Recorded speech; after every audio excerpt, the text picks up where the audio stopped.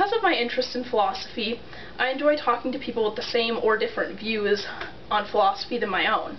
On several occasions, I've engaged in conversations with relativists. On one of those occasions, the conversation started as a light-hearted discussion on philosophy, but ended in a chilling, slightly deranged concept. As I progress further into my speech, you will understand why the conversation was so chilling. Relativism is a philosophy that has been highly debated for centuries, going all the way back to ancient Greece and India. Absolutism is the counter-philosophy to relativism. My speech will discuss the dangers of relativism and why absolutism is the superior logical school of thought. It is important to be familiar with the growing philosophy of relativism because of the potentially negative effects that it has on all people, and how it can slowly strip us of our natural rights. As citizens of the United States, we are raised with the natural rights granted us by natural law.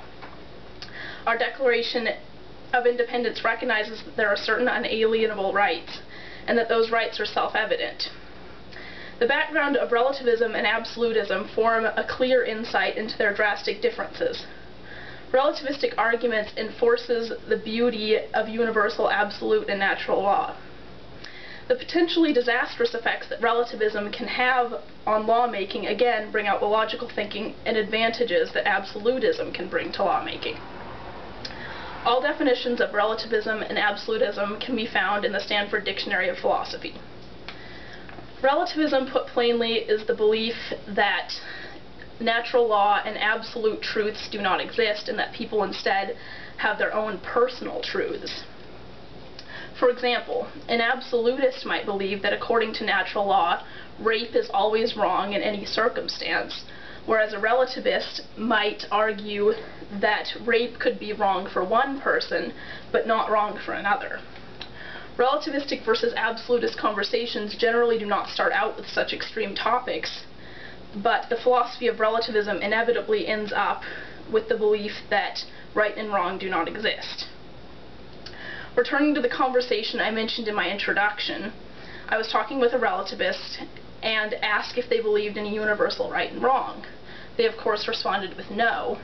We bantered on for a while, and as the conversation escalated, it became serious when I asked, so is murder then right for some people and wrong for others?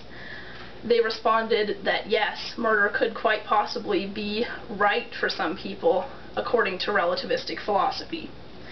These arguments are why relativistic thinking is such a dangerous philosophy, and why it not only affects the person involved, but affects all people.